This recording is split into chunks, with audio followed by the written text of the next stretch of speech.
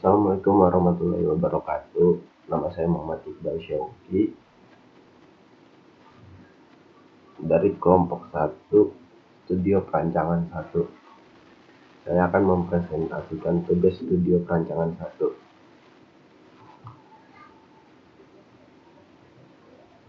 Bab 1, pendahuluan perencanaan. Kekuatan struktur bangunan yang terbuat dari baja dirancang untuk bisa mengakomodir bentang yang cukup panjang. Dengan pemasangan terbilang cukup mudah dan hemat biaya pemasangan dan juga pemeliharaan, sehingga material baja dianggap menjadi material yang ekonomis. Fungsi bangunannya hanggar pesawat, total tinggi bangunannya 20 meter, total bentang bangunannya 40 meter, lokasinya Semarang, Jawa Tengah. Sistem strukturnya sistem rangka baja. Ini untuk gambar layout, gambar tampak depan dan gambar potongan hanggar. Ini untuk gambar krennya. Struktur utama. Untuk sistem struktur utama hanggar yang digunakan adalah sistem truss 2D. Sistem ini dapat dibentuk dengan menggunakan profil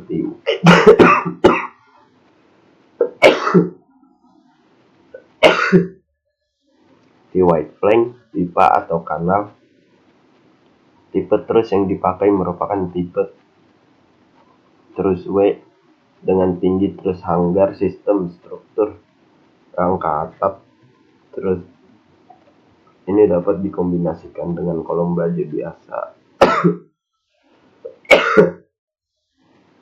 maupun kolom beton. Semuanya tentu dengan pertimbangan biaya yang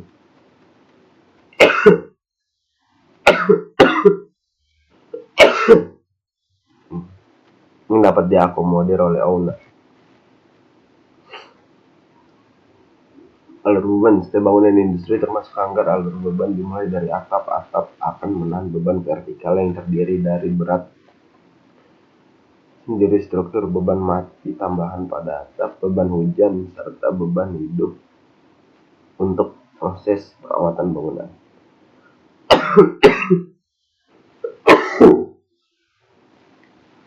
Beban lain yang bekerja pada atap adalah beban angin. Pada atap dengan sudut yang tidak besar, umumnya terjadi angin hisap yang mengakibatkan gaya angkat pada atap.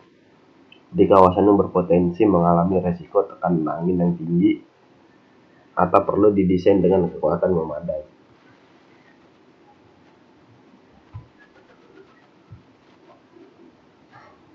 Sistem kren. Pada umumnya kren digunakan untuk memindahkan suatu barang dari suatu tempat ke tempat yang lain. Kren menjadi solusi yang efisien mengingat sebagai peralatan yang digunakan pada proses industri sangat berat dan tidak memungkinkan untuk diangkat secara mekanik dengan bantuan forklift. Umumnya suatu kren merupakan gabungan dari beberapa elemen mekanik yang digabung menjadi satu kesatuan. Tipe kren yang kami pakai untuk hanggar merupakan kren double girder, krennet dengan box girder berpenampang kotak dengan spesifikasi seperti tabel di bawah. Ini adalah tabel korelasi tersebut dapat dilihat.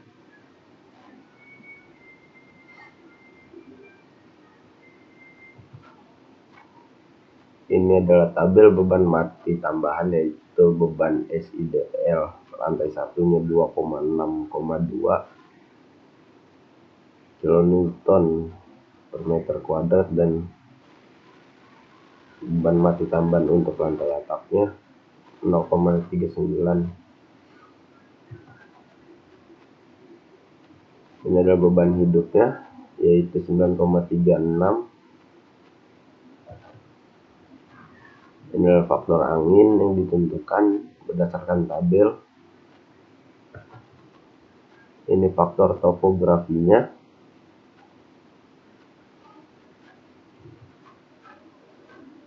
Ini koefisien tekanan internal GCPI untuk berbagai klasifikasi ketertutupan bangunan. Ini koefisien exposure, tekanan velositas, KH dan KZ. Yang bawahnya itu tabel koefisien exposure daratan,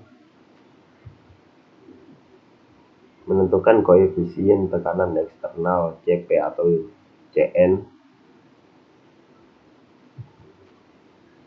Ini untuk beban gempanya, SDS dan SD1.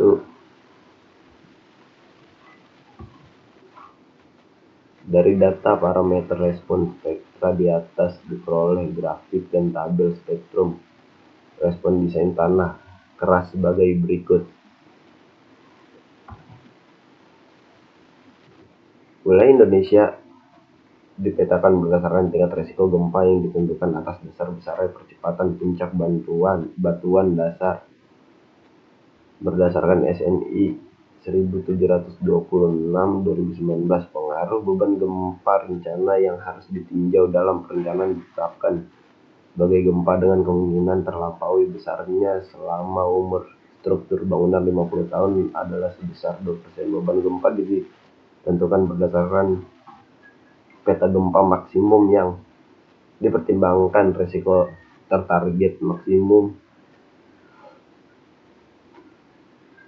dengan parameter-parameter gerak tanah SS dan S1. SS adalah parameter nilai percepatan respon spektra gempa MCER pada periode teredam, dan S1 adalah parameter nilai percepatan respon spektral gempa MCER periode 1 detik teredam seperti yang ditunjukkan dalam gambar berikut.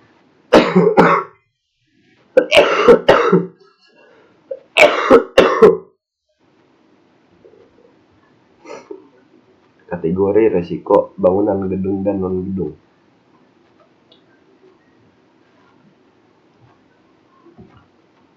Ini klasifikasi situs dan koefisien situs.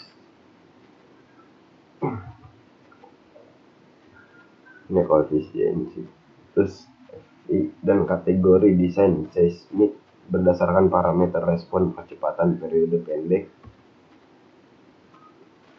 Ini adalah penentuan kategori desain seismik dilakukan berdasarkan kategori resiko serta parameter respon spektral desain SDS dan SD1 seperti ditunjukkan pada tabel berikut. Beban impact vertikal. Berbagai macam kondisi pembebanan yang dapat mengakibatkan reaksi roda paling maksimum perlu dipertimbangkan. Menurut Metal Building System Manual, terdapat 4 kondisi yang perlu dipertimbangkan untuk mendapatkan reaksi roda paling maksimum. Beban roda maksimum pada ujung kiri kren dan beban roda minimum pada ujung kanan kren. Beban roda maksimum bekerja bersama dengan gaya lateral yang bekerja ke kiri. Beban roda maksimum pada ujung kren dan beban roda minimum pada ujung kiri kren. Beban roda masih bersah gaya lateral yang bekerja ke kiri. Beban roda maksimum pada ujung kanan kren dan beban roda minimum pada ujung kiri kren. Beban roda maksimum bekerja bersamaan dengan gaya lateral yang bekerja ke kanan. Gambar pembebanan kren dan tabel batasan lindutan izin pada atap. Ini tabel lindutan vertikal dan horizontal izin untuk runway beam. Ini gambar deretan kebebasan pada tiap lantai. Ini adalah gambar penentuan simpangan antar tingkat.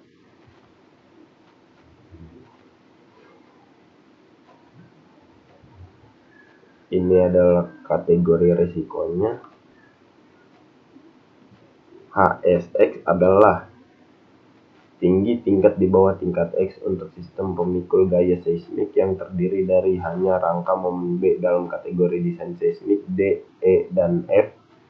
Simpangan antar tingkat izin B harus sesuai dengan pasal 7.12.11 SNI 1726/2019. Tidak boleh ada batasan simpangan antar tingkat untuk struktur satu tingkat dengan dinding interior, partisi langit-langit, dan sistem dinding eksterior yang telah didesain untuk mengakomodasi simpangan antar tingkat persyaratan pemisahan struktur dalam 7.12.3 tidak diabaikan. Struktur di mana sistem struktur dasar terdiri dari dinding geser batu bata yang didesain sebagai elemen vertikal cantilever dari dasar atau pendukung fondasi yang dikonstruksi sedemikian agar penyaluran momen di antara dinding geser dapat diabaikan. Bab 2 Pemodelan.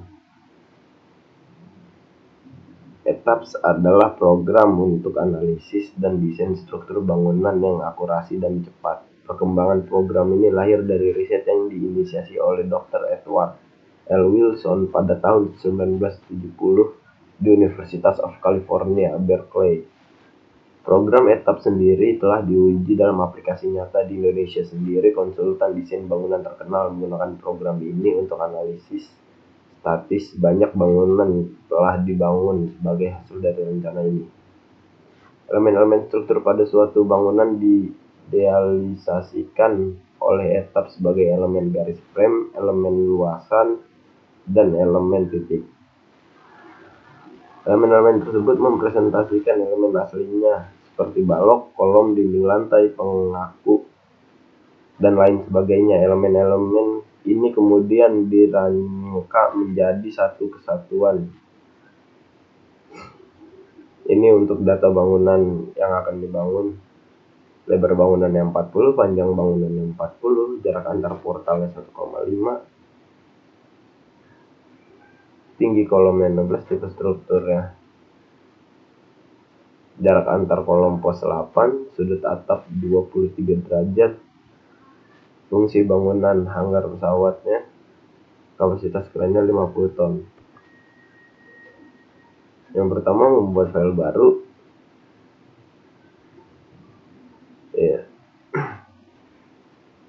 Yaitu kita perlu ubah style desain kodenya dan konkret kodenya untuk SNI 1729 yaitu ISC 3616, dan untuk konkret desainnya untuk SNI 2847 itu yang AC 31814 atau 19. Ini adalah untuk membuat gridnya. Ini untuk menentukan properti materialnya. Ini untuk properti penampangnya. Ada balok, kolom, rafter, ring, dan crane. Ini pemodelan baloknya.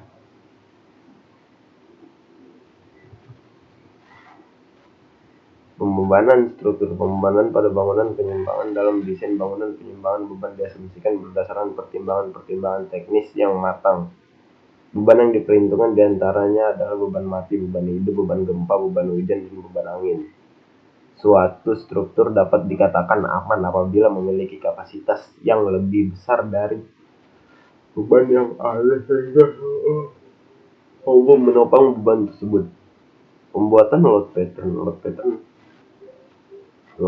spesial dari serangkaian gaya perpindahan suhu dan pengaruh lain tertentu yang bekerja pada struktur. Kombinasi sambungan dari elemen apapun dipengaruhi oleh kondisi pembebanan dan kinematik.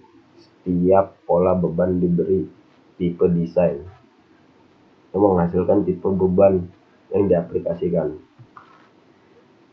Perhitungan beban matinya yaitu 15 kg per meter kubik per meter kuadrat.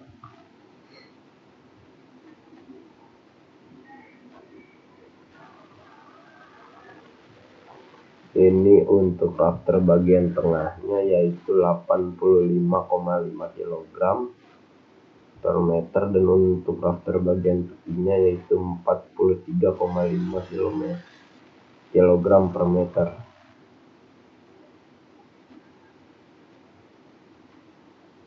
Ini adalah cara untuk menaruh bebannya. Ini untuk menaruh frame roots, taruh SIDL untuk rafter tengah, SIDL untuk rafter tepi, Ini adalah SDL setelah semua terinput. Perhitungan beban hidup. Beban hidup pada atap yaitu 60 kg per meter kuadrat. Dan untuk di rafter bagian tengahnya 342 kg per meter. Untuk di rafter bagian tepinya 174 kg per meter. Ini untuk di rafter tepinya, dan yang di sebelah kanan untuk rafter bagian tengah.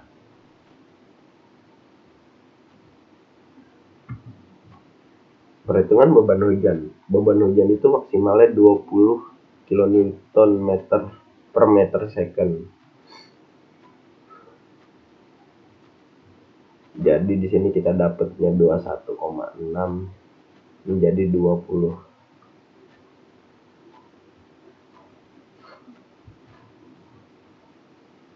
Nah, ini gambar beban hujan rafter tengah dan tepi.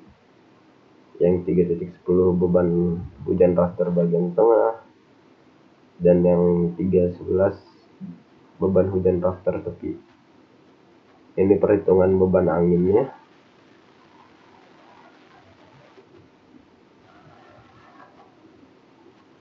Ini parameter dan koefisien yang digunakan. Sudut atapnya 23 derajat, rata-rata tinggi atap H. Tinggi atapnya 20. Dan ini kategori yang termasuk.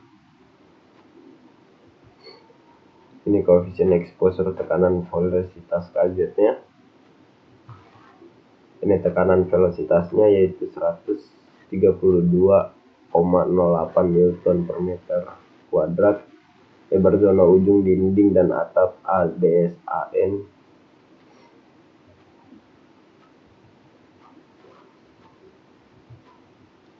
ini untuk beban anginnya. Beban angin ditentukan dengan persamaan sebagai berikut.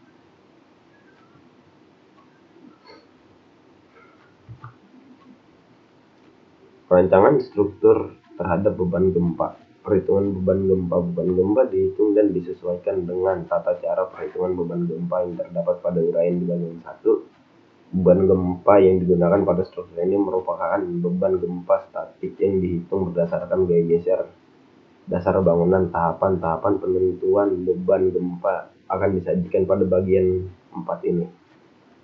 Kategori risiko bangunan ini ditentukan berdasarkan fungsi bangunan. Bangunan dirancang berfungsi sebagai bangunan hanggar pesawat yang memiliki kategori risiko 1. Faktor keutamaan gempa. Setelah kategori risiko bangunan ditentukan berdasarkan jenis pemanfaatan bangunan, maka faktor keutamaan gempa sebagai salah satu parameter untuk menentukan besarnya beban gempa dapat ditentukan berdasarkan tabel 4 SNI. Tentang faktor keutamaan gempa. Faktor keutamaan gempa untuk bangunan yang direncanakan adalah 1,00. Penentuan klasitus ditentukan berdasarkan SNI 1726/2019 berdasarkan data penyelidikan tanah yang tersedia pada perencanaan hanggar ini. Hanya diketahui satu jenis saja penyelidikan tanah yang digunakan untuk menentukan klasitus, yaitu berupa data NSPT berdasarkan SNI 1726/2019. Apabila hanya memperhitungkan satu jenis data tanah, maka klasitus digunakan adalah klasitus yang paling rendah sesuai ketentuan yang ada. Percepatan spektral design. Graphic response spectrum didesain berdasarkan SNI 1726/2019, yaitu dengan bantuan software response spectrum analysis yang dikembangkan oleh Kementerian PUPR. Data yang diperlukan menjalankan software ini adalah lokasi proyek dan kelas situs. Pada lokasi proyek, kelas situs pada lokasi proyek telah diketahui berdasarkan perhitungan di subbab sebelumnya, yaitu termasuk dalam kelas situs tanah keras, sehingga diperoleh grafik response spektrum sebagai berikut.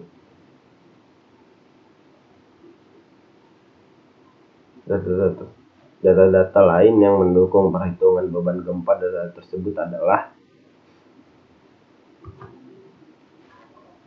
ini penentuan kategori desain seismik.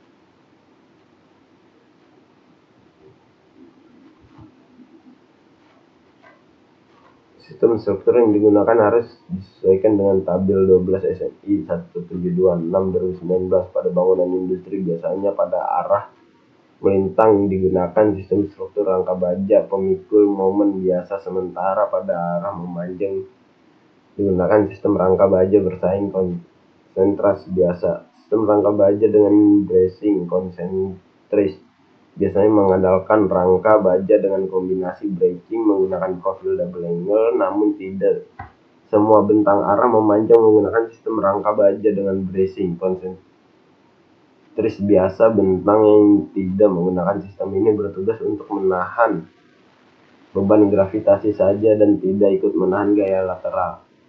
Untuk KDSD, penggunaan sistem struktur rangka baja pemikul momen biasa diizinkan berdasarkan pasal 7256 SNI 1726/2019 untuk struktur yang didesain satu tingkat dengan tributary atap tidak lebih dari 0,96 kN per meter kuadrat. Ketinggian diizinkan untuk ditambahkan hingga 20 meter.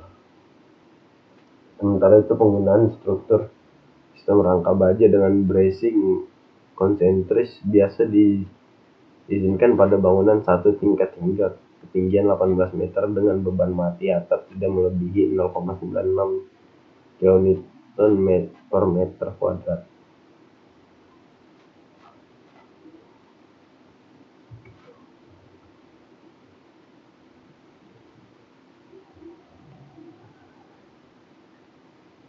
Ini sistem rangka baja pemikul momen khusus arah transversal dan sistem rangka baja dengan bracing ekstrim arah longitudinal. Perhitungan periode fundamental struktur.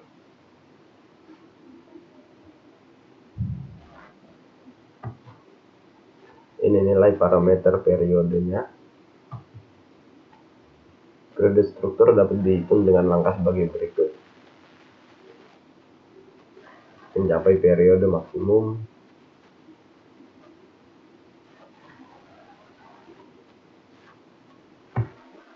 Hasil perhitungan periode fundamental struktur perlu dibandingkan dengan hasil analisis periode fundamental melalui bantuan etop dari hasil analisis peroleh sebagai berikut.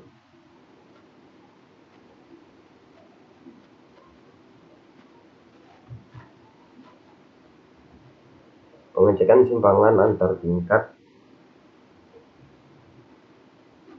Simpangan antar tingkat harus dicek berdasarkan pasal 712 SNI 1726/2019 batas simpangan antar tingkat sesuai dengan tabel 20 SNI. Struktur yang didesain termasuk dalam KDSD sehingga batasan simpangan antar tingkat harus dibagi dengan faktor yang diasumsikan sebesar 1.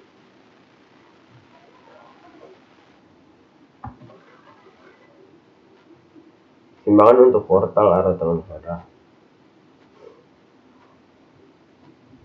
Ini ada rumusnya dan direfleksikan pada etap, dapat dicek melakukan running test klik analis.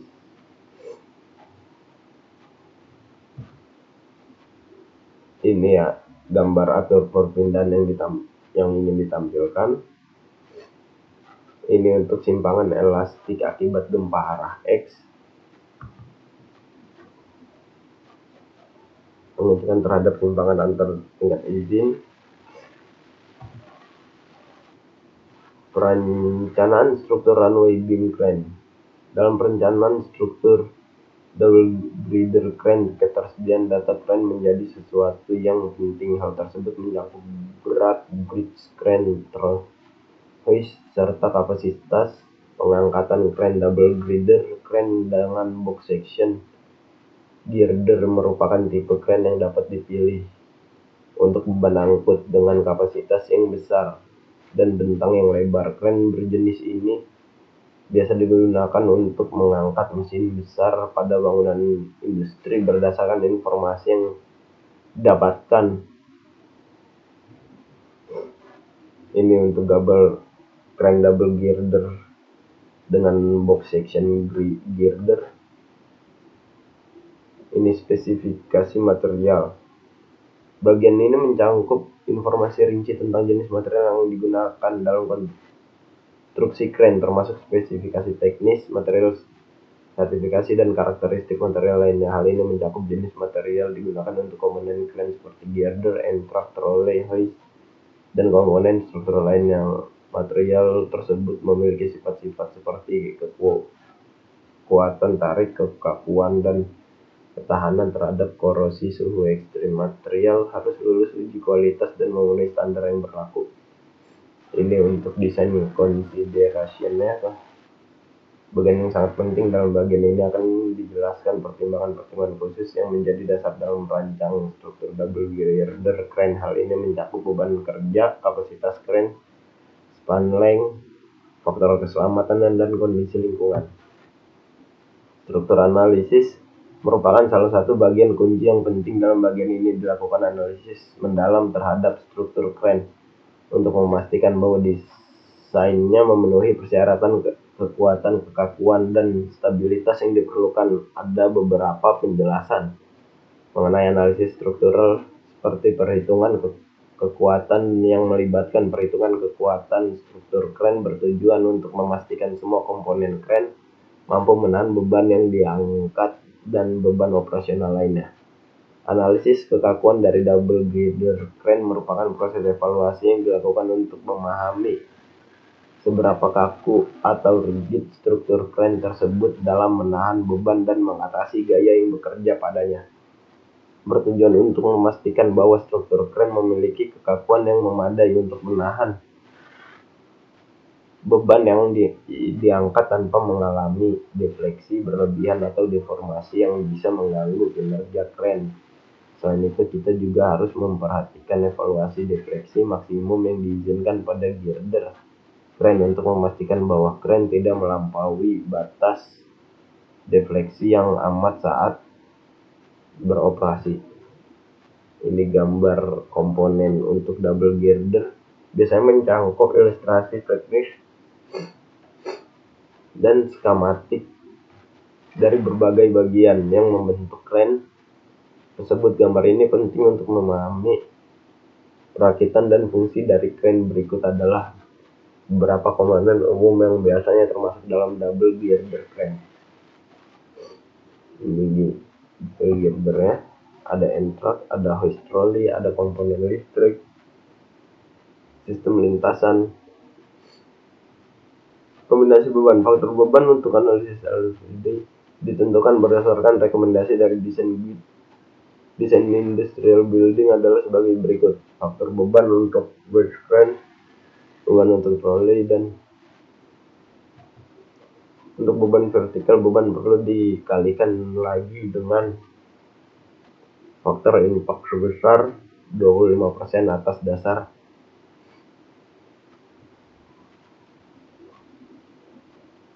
secara parsial adalah sebagai berikut.